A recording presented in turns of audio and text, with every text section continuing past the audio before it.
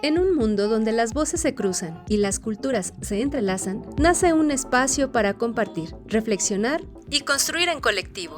Esto es Conexiones. Entretejiendo culturas y saberes. Hablemos de saberes, vivires, espiritualidades y cosmovivencias.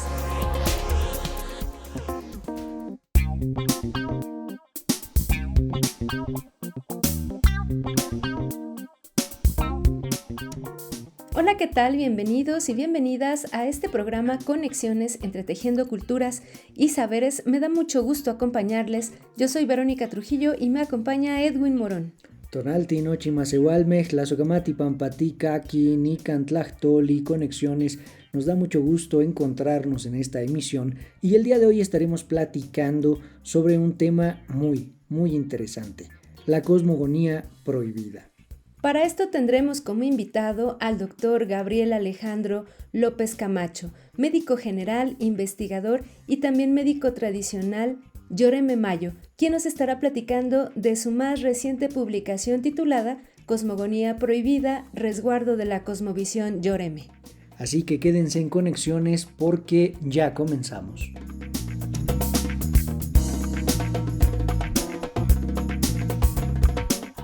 Inquequetzalcóatl, Inan, Inquillosque, Intonalpohuali, Inshuamati, Inshupuali, Intemic Amati. Entonces los inventaron la cuenta del destino, los Quetzalcóatl, la cuenta de los años, el libro de los años. Ashkan, Nikan. Hoy 31 de marzo nos encontramos en un xihuitl Setochtli, Tonali, Chicome Xochitl, Sempohual Tonali, Atlacahualo, Matlayec Tonali, Seocelotl, Tonacatecutli, Xutecutli, Huantizapapalotl, Yogualtecutli, Itztli, Huan Tzinacatl. La correlación calendárica para el día 31 de marzo es año 1 conejo, el día 7 flor, de la veintena lo dejado por las aguas, la trecena es 1 jaguar, el señor del día es el señor de la alborada, el señor de la noche es obsidiana y su acompañante es el murciélago. Ashkan Nikan. ¿Y tú sabías?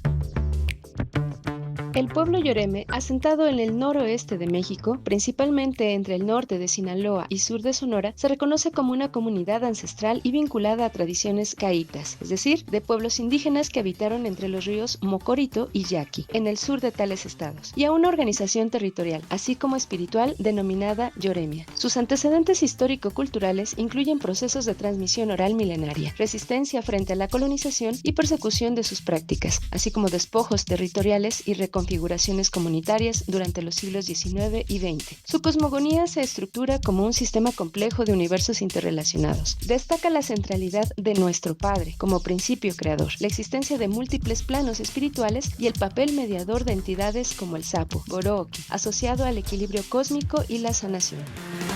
Esta información está basada en el libro Cosmogonía Prohibida, Misterios de Poder Ancestral, autor Gabriel López Camacho. ¿Y tú sabías?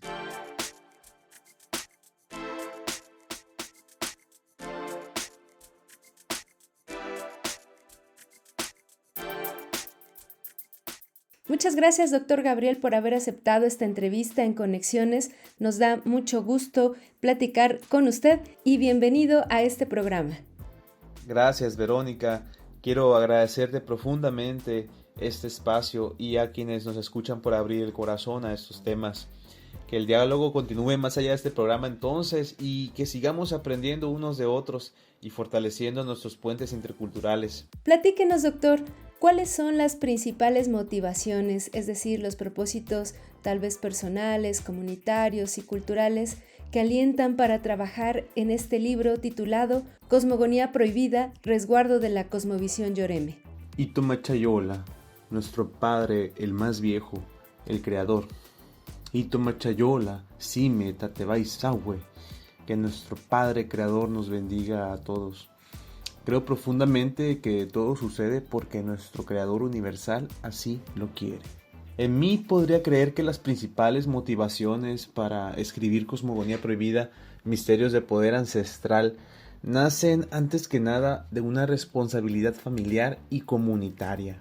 Soy parte de una familia Yoreme que ha asumido por generaciones el compromiso de custodiar conocimientos que no están escritos en libros, sino en la memoria viva de los mayores, los ancianos, en la lengua, en las ceremonias y en la forma en que entendemos el mundo tan de nosotros. Y cuando asumí la responsabilidad legal y tradicional de mi comunidad indígena de 1 de Mayo, comprendí que no bastaba con participar, había que resguardar, documentar y transmitir todo eso tan valioso. Este libro no comenzó como un proyecto académico en el sentido occidental, no surgió desde la metodología ni la investigación formal. Esto viene más bien a ser una recopilación de estas pequeñas intervenciones, estas charlas, estas palabritas, estas frases, esas visitas constantes a mi familia, a los ancianos, a aquellos que pues me llamaban a compartir, que les inspiraba a veces en alguna ocasión, alguna consulta, en alguna oportunidad, en alguna festividad, el acercarse, pues miraban en mí un interés genuino y además un aprecio por mi familia, pues mi abuelo pues siempre fue una autoridad para ellos, un gran líder agrario indígena que les regresó tierras y que seguía luchando hasta el momento de partir. En ese momento pues cuando empezó a faltarnos mucha gente, me empecé a dar cuenta que tenía que conservarse con urgencia. En ese proceso comprendí que mucho conocimiento se estaba desvaneciendo silenciosamente, pues yo estaba un poco más cerca de aquellos que partían y me daba cuenta todo lo que no alcanzaban a compartir. Y cuando un saber se pierde, no solo se pierde una tradición, se pierde una forma de interpretar la vida, la salud, la naturaleza y la dignidad colectiva. Pues se queda sin historia la persona. En el plano cultural, la motivación es clara. Mi principal objetivo era formalizar, era proteger el patrimonio inmaterial de mis ancestros y de mis parientes, de mi familia Yoreme. Nuestra comunidad Yoreme, nuestra cosmovisión no es folclore ni pieza de museo, es una estructura muy viva, muy presente que orienta nuestra forma de conducirnos, nuestra espiritualidad, nuestra relación con el territorio. Lo prohibido en el título de mi obra, de la obra de todos mis ancestros, no alude a algo oscuro o clandestino en el sentido negativo, sino a aquello que ha sido reservado, que es custodiado, que debe de protegerse del mal uso y de la tergiversación. Son conocimientos que no pueden banalizarse ni comercializarse sin perder su sentido profundo. En el plano personal, el libro es también un acto de coherencia. Como médico formado en la ciencia occidental, como médico general y al mismo tiempo como un médico tradicional, ya ahora una autoridad como tal, vivo diariamente la tensión y la posibilidad del diálogo intercultural. Me motiva a demostrar que nuestras raíces no están en conflicto con el conocimiento científico, más bien pueden dialogar con él desde la dignidad y la autonomía. En el plano de investigación, el libro busca tender un puente. Por un lado recopila lo que ya ha sido estudiado y por otro traduce y sistematiza aquello que permanecía únicamente en nuestra lengua, en la transmisión oral. Y esto pues también hace que nosotros tengamos una motivación de que esto no desaparezca. Muchas gracias, doctor, por habernos presentado estas experiencias y claro que el estar en un espacio, habitar en un espacio donde convivimos diariamente con un grupo cultural, con ciertas características, nos da la posibilidad y sobre todo el ánimo para reflexionar y para llevar a un ámbito, digamos, distinto este tipo de discusiones. Vamos a seguir platicando con el doctor Gabriel acerca de esta publicación, pero antes vamos a escuchar la siguiente información. Gias Magi, Ankia Ramadi, bienvenidos a De Comunidad en Comunidad. Ya comenzamos. Mi nombre completo es Enrique Cruz Pichardo. Nací el 15 de julio de 1956 en el Ojo de Agua, municipio de Ocampo, Michoacán. Vivimos en una zona montañosa con lluvias toda la temporada, que dura desde mayo hasta mediados de octubre. Las fuertes lluvias dañan nuestros cultivos, por eso quiero compartirles un ritual que hacemos aquí. Nuestra localidad se encuentra situada al oriente del estado de Michoacán, entre los municipios de Áporo, Angangueo, Zitácuaro y Tuxpan. Nos encontramos dentro del sistema volcánico, muy cerca del Cerro Camacho, uno de los más representativos de la zona. Este ritual lo hacían nuestros antepasados y ellos y ellos lo heredaron. Este ritual consiste en clavar un hacha con el filo hacia la nube, encendiendo un ramito de palma bendita, y diciendo: Padre Todopoderoso, no permitas que nos destruya esta tormenta y protege nuestros animalitos y cultivos. Yo quisiera compartir a todas las personas que continuemos con esta tradición para que no se vayan perdiendo. Esto fue todo. Me despido. Muchas gracias. Agradecemos la participación del señor Enrique Cruz Pichardo de la comunidad de Zitácuaro, Michoacán. Llegamos al final de la sección de Comunidad en Comunidad. Pokuji Kiñingsku, Timoitasek Masegualmej.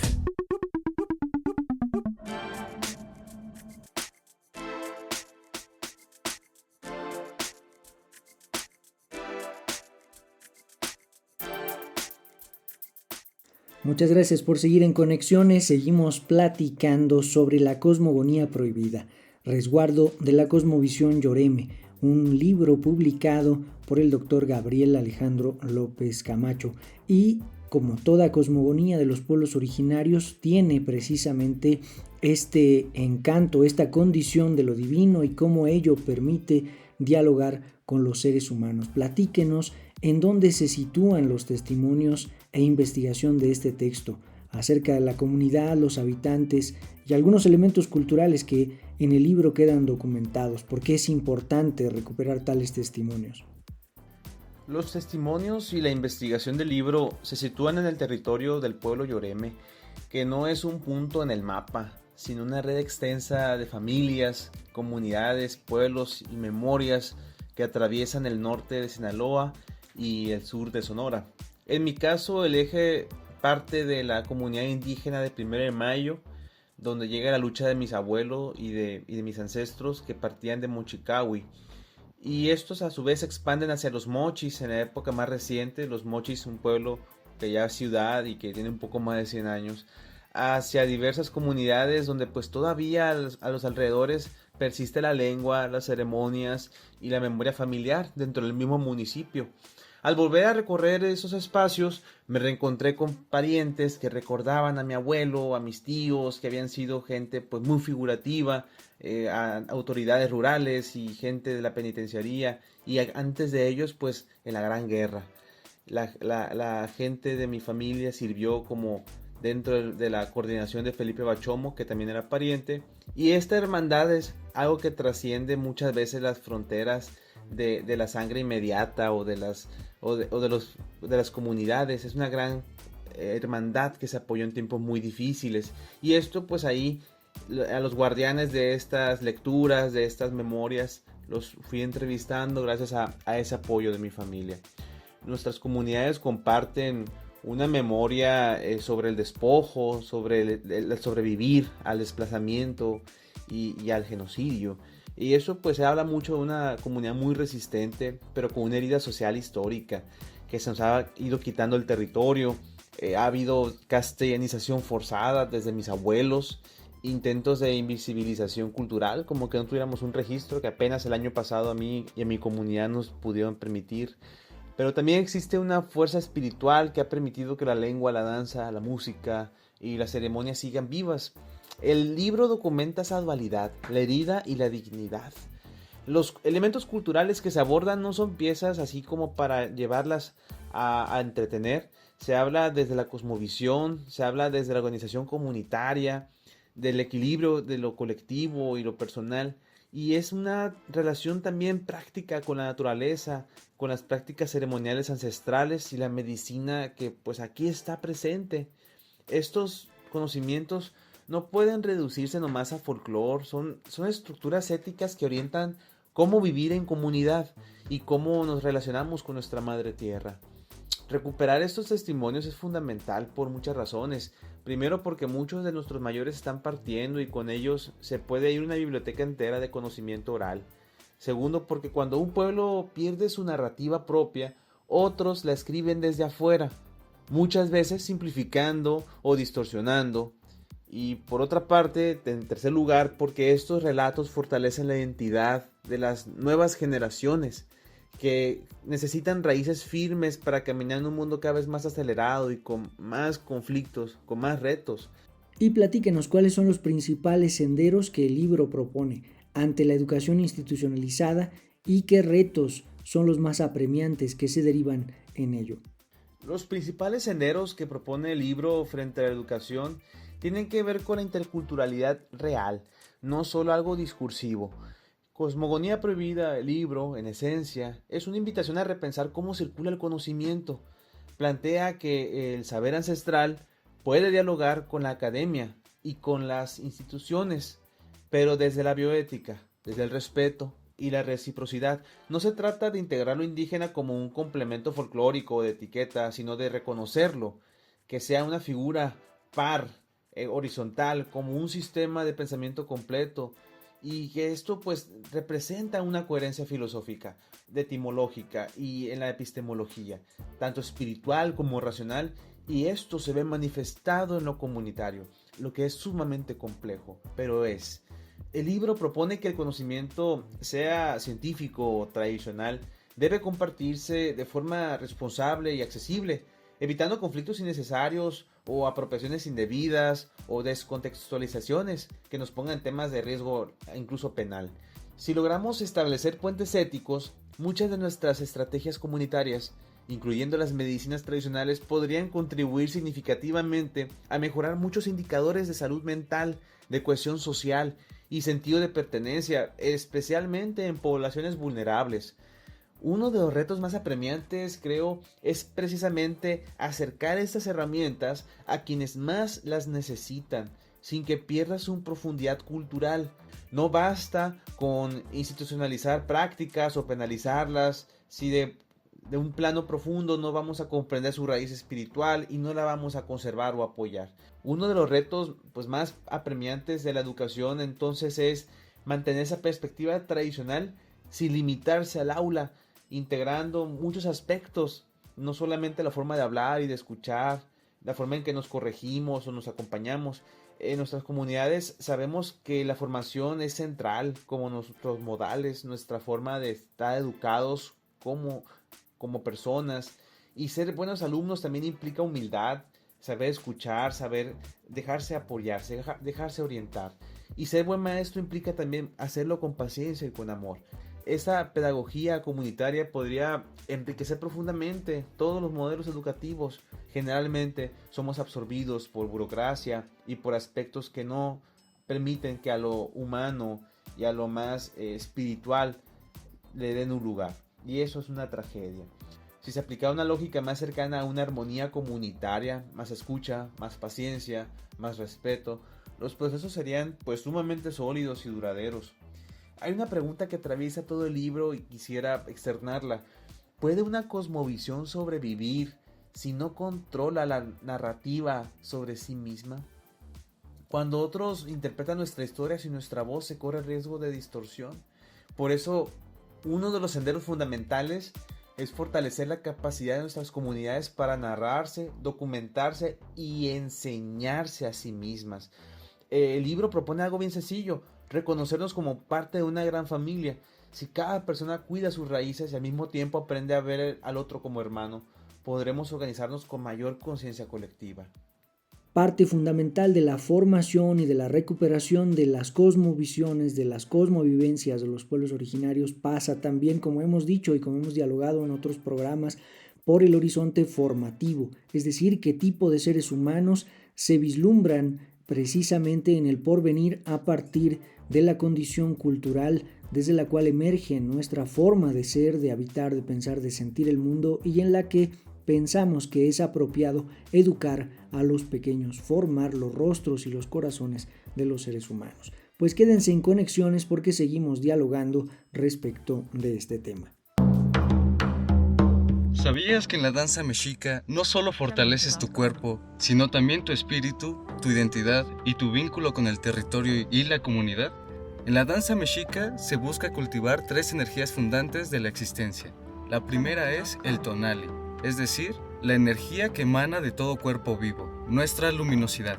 La segunda energía es el ijillo, entendida como ánima o espíritu, lo que inhalamos y exhalamos del mundo alrededor. La última es Teyolía, que refiere al movimiento del corazón.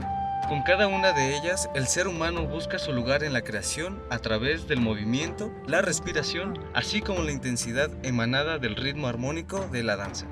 Acércate a la danza ritual, lunes y miércoles a partir de las 4 de la tarde en la Universidad Intercultural del Estado de México en San Felipe del Progreso. ¿Y tú? ¿Ya te conectaste? Escríbenos conexiones.ci@uim.edu.mx. Visita nuestro canal de YouTube Encuentro TV UIM.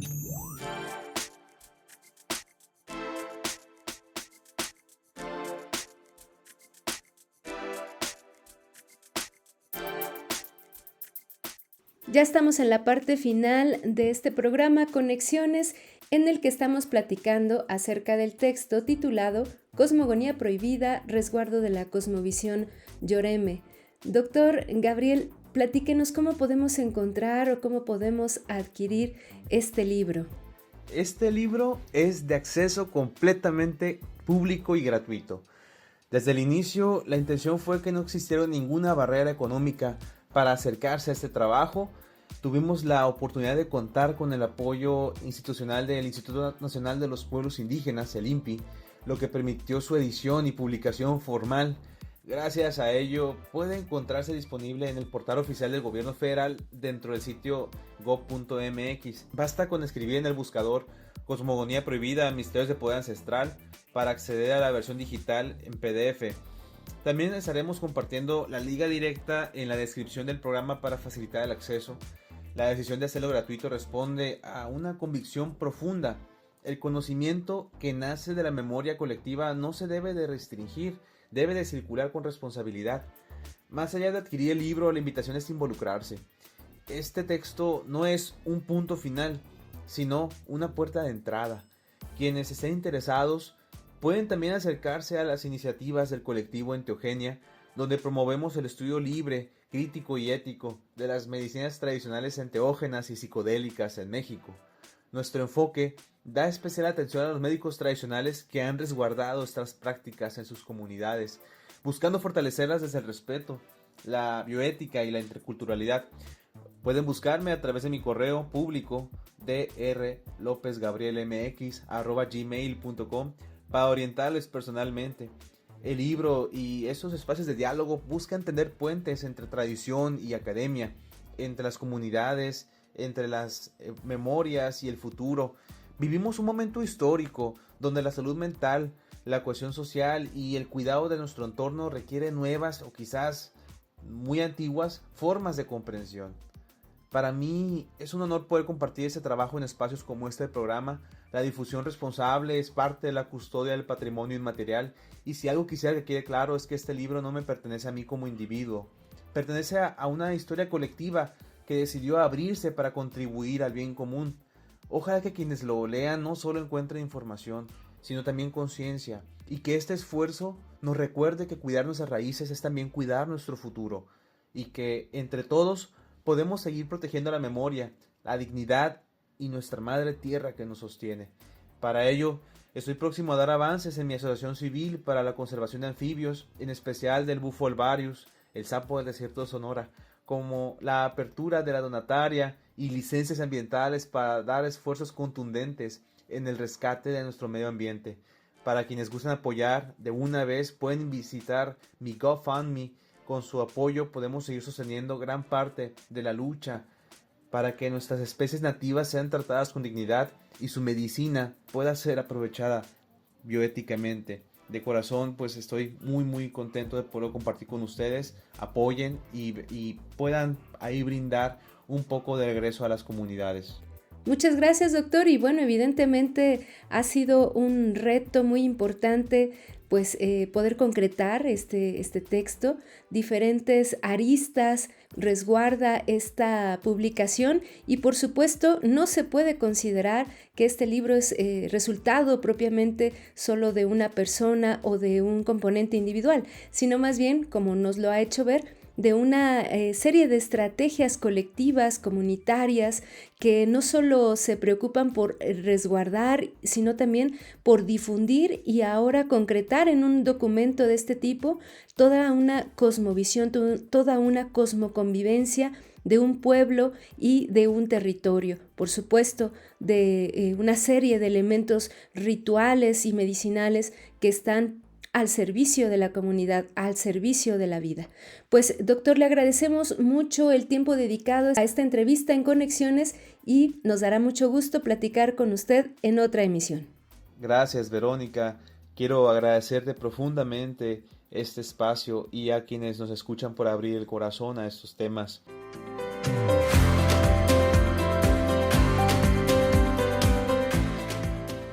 Un tema por demás interesante, vasto y profundo, el que se nos ha propuesto en el diálogo de esta ocasión en el programa y que además invita a mirar a nuestro alrededor, en el que, como sabemos y como puede dar cuenta toda la tradición de la que formamos parte, existe precisamente un cúmulo de saberes dentro de las cosmovivencias latentes, vivenciales que todavía podemos gozar de los pueblos originarios, Vero. Así es, Edwin, y me da mucho gusto encontrar resonancias en los trabajos colectivos, rituales, ceremoniales que están dando vida y que por supuesto están dejando ver toda la riqueza guardada en los pueblos que habitamos, en los territorios que también habitamos de muchas maneras y en muchas latitudes y que han quedado pues muchos de ellos en el olvido, pero que gracias a las investigaciones y al trabajo, insisto, comunitario que se realiza en diferentes lugares de México y de toda América Latina, pues es posible hoy dar cuenta de esta riqueza. Pues esperamos que este programa haya sido de su interés y por supuesto agradecemos la escucha de todos ustedes. También agradecemos el trabajo del equipo de producción de este programa, Daniel Vallejo, Araceli Ramírez, Nadia Cruz, Edwin Morón y Verónica Trujillo. Tlazocamati miek pampati kaki inon sasanile timoca quilisque teipa.